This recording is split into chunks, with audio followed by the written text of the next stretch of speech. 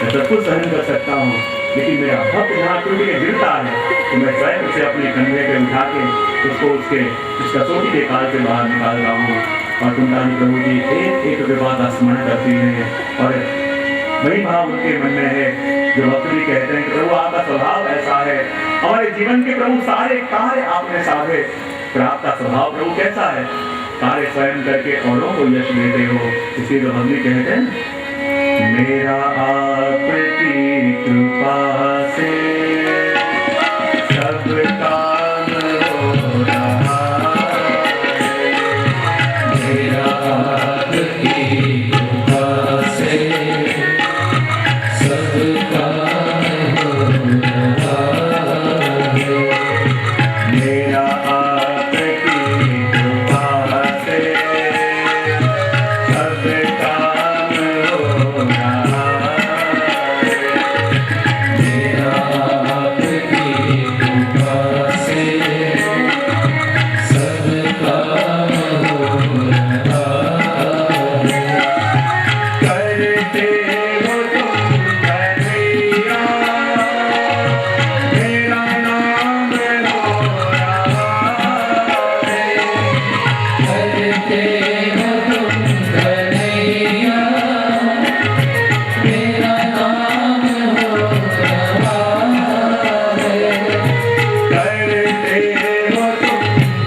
कन्हैया, मेरा नाम हो रहा है। करते हो तुम कन्हैया, मेरा नाम हो रहा है, मेरा आपकी कृपा से सब काम हो रहा है, मेरा आपकी कृपा से सारे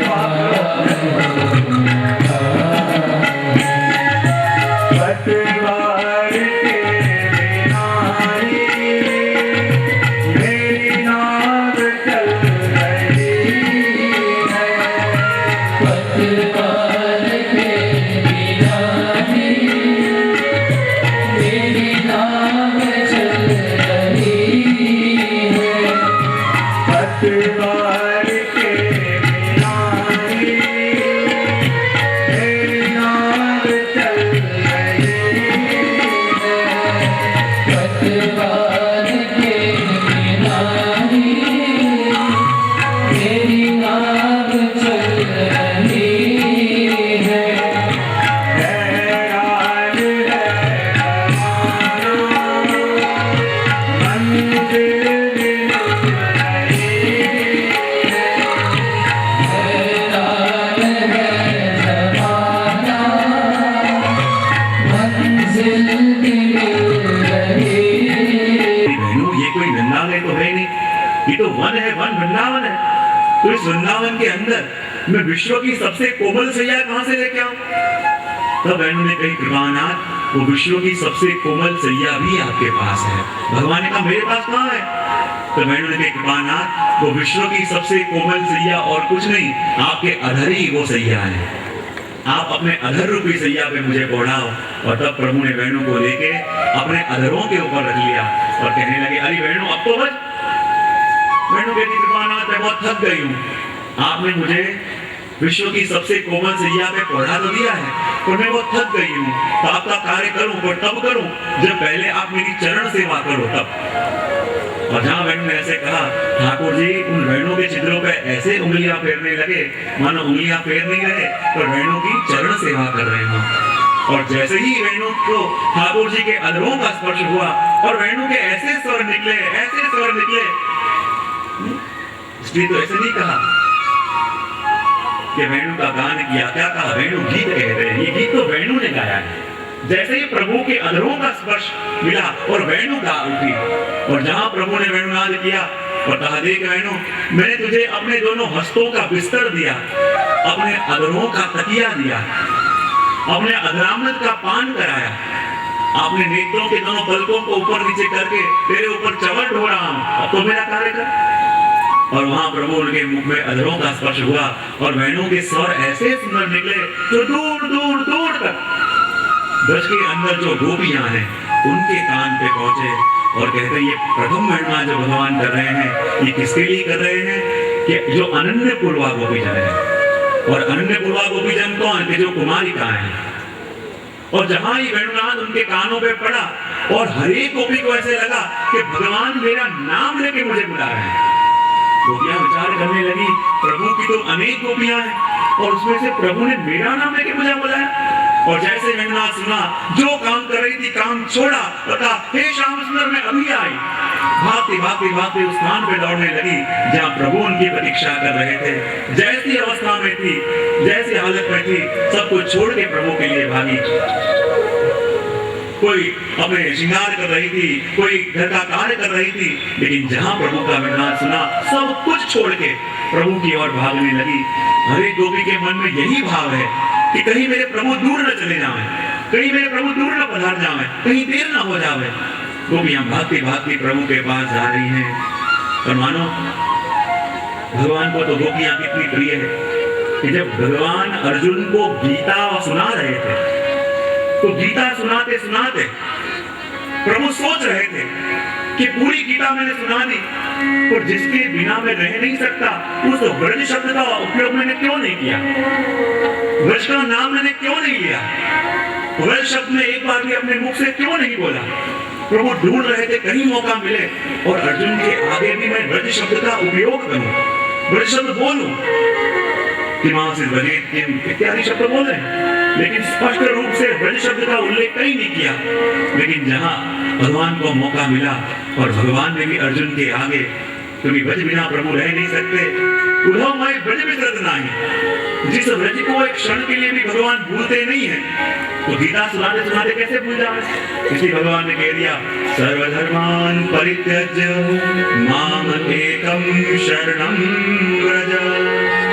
अपने सारे धर्मों को छोड़ के मेरे एक ही शरण में आ जा। ब्रज गतौ धातु है और जो सब धर्म छोड़ के मेरे एक के शरण में जा यही कहने के लिए भगवान ने जो ब्रज शब्द का उपयोग किया होता तो ऐसा कह देते आगच्छ शरणम ही माम तो भी चल जाता। लेकिन आगच्छ नहीं कह के क्या कहा मामेकम शरणम व्रज, मेरी शरण में आ। और इस पंक्ति का अर्थ क्या होता है, प्रभु क्या कहना चाहते हैं, मेरे शरण में जा ऐसे नहीं कहा। प्रभु ने कहा माम एकम शरणम, मेरे एक की शरण में आ। अर्जुन को लगा किस प्रकार आऊं, कहा माम एकम शरणम व्रज। और व्रज यानी ब्रज इव व्रज। जिस प्रकार ब्रज की गोपियां अपना सब कुछ छोड़ के अपना परिवार छोड़ के अपने देह धर्मों को छोड़ के भागती भागती मेरे शरण में आई थी उसी प्रकार मेरे शरण में आ। और यहाँ भगवान ने पुनः वेणुनाद किया और ये वेणुनाद जो भगवान कर रहे हैं ये अन्य पूर्वा गोपीजनों के लिए कर रहे हैं कि जो विवाहिता है। और जहाँ भगवान के स्वर गए गोपियां घर में अपना कार्य कर रही है। सुखदेव जी वर्णन करते हैं कोई सखी अपने घर में पति की सेवा कर रही है, कोई सखी श्रृंगार कर रही है, कोई सखी गाय का दूध दो रही है, कोई सखी घर में दिया कर रही है। लेकिन जहां प्रभु का वेणुनाद सुना सुखदेव जी कहते हैं पति की सेवा कर रही है यानी धर्म पुरुषार्थ सिद्ध कर रही है, कोई गाय का दूध दो रही है यानी अर्थ पुरुषार्थ सिद्ध कर रही है, कोई श्रृंगार सज रही है यानी काम पुरुषार्थ सिद्ध कर रही है, कोई दिया कर रही है यानी मोक्ष पुरुषार्थ सिद्ध कर रही है। लेकिन जहां प्रभु के वेणुनाद का श्रवण किया सारी वस्तुएं रख के चारों पुरुषार्थ प्रभु पे से बाहर के जैसे नदियां सागर को मिलने के लिए जावे ऐसे गोपियां भागती भागती प्रभु के पास जाने लगी। क्योंकि जिसके मन को प्रभु ने हर लिया है, जिसके इंद्रियों को प्रभु ने हर लिया है और जिसकी प्रीत प्रभु से हो गई है फिर उसको क्या भावे। क्योंकि ऐसी अन्यता ऐसी दृढ़ता तो वही जान पावे जिसने प्रभु से प्रीत करी है। ऐसी दशा है कि घर के लोगों ने रोकना चाहा पर गोपियां रुक न सकी, सगे संबंधियों ने रोकना चाहा पर गोपियों को रोक न पाई। क्योंकि इस गोपियों की अवस्था को तो वही जान पावे कि जिसने प्रभु से प्रीत करी हो। इसलिए वह कहते हैं मेरी लगी श्याम संग प्रीत के दुनिया क्या जाने, मेरी लगी श्याम संग प्रीत के दुनिया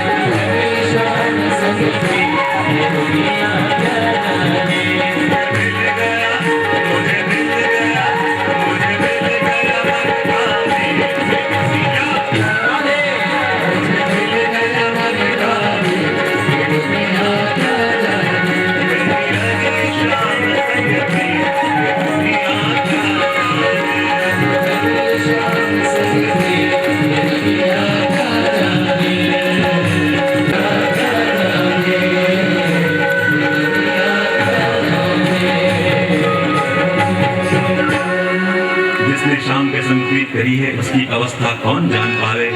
जैसे डोर से बंधी हुई पतंग डोर खींचने वाले के पास खिसकी हुई चली आवे, ऐसे सारी गोपियां जिन जिनने भी प्रभु के उस वेणु के नाद को सुना अपने आप को रोक न पाई और भागते भागते जैसे अनेक अनेक नदियां सागर में मिलके अपने आप को खोने के लिए आती है, ऐसी ये गोपियां, ये भाव की सरिताएं अपने आप को रस सागर में खोने के लिए भागती भागती आ रही हैं। और जब गोपियों को भागते हुए देखा, परीक्षित के मन में प्रश्न जागा।